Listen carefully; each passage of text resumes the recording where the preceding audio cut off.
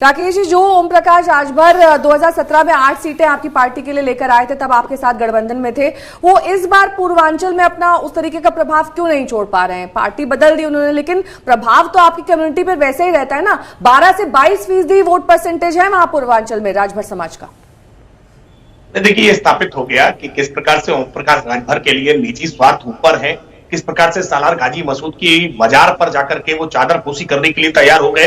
वो जिसके साथ जंग लड़ने का काम सुहेल देव राजभर जी ने किया था, जिनके नाम पर वो अपनी पार्टी बनाकर चलते हैं, तो निश्चित तौर पर राजभर वोट बैंक जिसको मानते थे वो पूरी तरह से उनके साथ खिसक गया। दूसरा, समाजवादी पार्टी की जो आपराधिक छवि रही है, तो इन सारी बातों का प्रभाव उनके ऊपर बहुत गहरा पड़ा और इसके नाते आज ओम प्रकाश राजभर का स्वयं अपना चुनाव जीतना बहुत मुश्किल हो गया। वो चुनाव हार रहे हैं, मेरे पास जो फीडबैक है उसके हिसाब से ओम प्रकाश राजभर अपना चुनाव स्वयं का हार रहे हैं। अपने बेटे का अरविंद राजभर जो सीकर से चुनाव लड़ रहे थे वो भी चुनाव हार रहे हैं। ओम प्रकाश राजभर के जितनी महत्वाकांक्षाएं थी, जो उनके मन में लोभ और लालच समाया हुआ था, वो पूरी तरह से एक तरह से धूल धूसरित हो रहा है। भारतीय जनता पार्टी ने अपने साथ उनको बिठाया, सम्मान दिया, उनको विधानसभा का चेहरा दिखाया, विधानसभा का सदस्य बनाया, विधानसभा की सीढ़ियां वो चढ़ सके, लेकिन वो समाजवादी पार्टी के पंचर साइकिल पर जाकर सवार हो गए। और निश्चित तौर पर ये पहले से तय था कि अब समाजवादी पार्टी के साथ जो जो गया है वो डूबेगा। यही स्थिति आज जयंत चौधरी की हो रही है। पहले चरण के चुनाव में जिस तरह का वातावरण बनाया जा रहा था कि जाट वोट बहुत नाराज है, किसान बहुत नाराज है, किसान आंदोलन का बड़ा लाभ मिलने वाला है, भाजपा का सुपड़ा साफ हो जाएगा पहले चरण में, दूसरे चरण में, लेकिन आपके इस जो एग्जिट पोल है वो स्पष्ट कर रहा है कि पहले और दूसरे चरण से भाजपा ने जो लीड लेना शुरू किया है वो बिल्कुल पिछले 2017 के चुनाव की तरह ही है। और पहले चुनाव चरण से लेकर के 7वें चरण तक भाजपा ने अपनी बढ़त को लगातार बरकरार रखा है।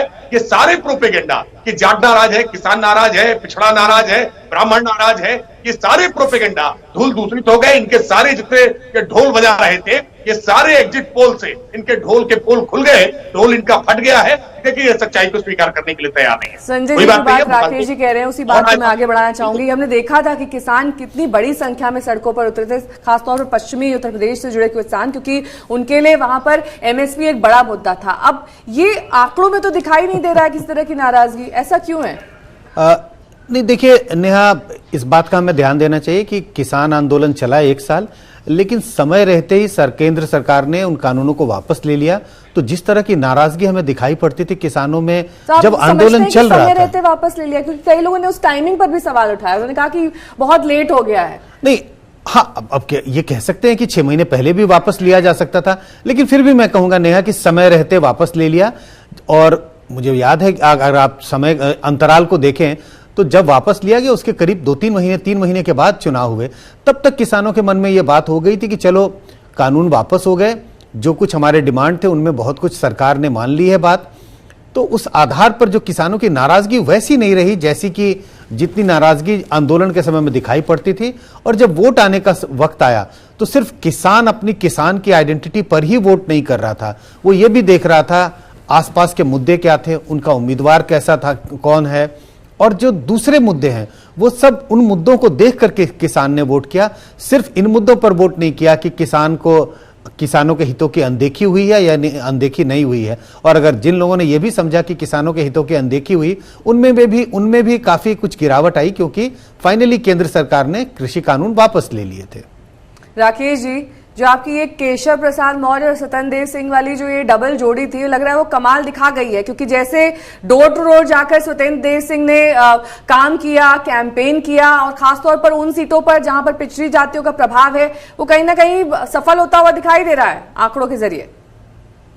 नहीं, मैं मानता हूं उसको केवल पिछड़ी जाति में सीमित करने की आवश्यकता नहीं है।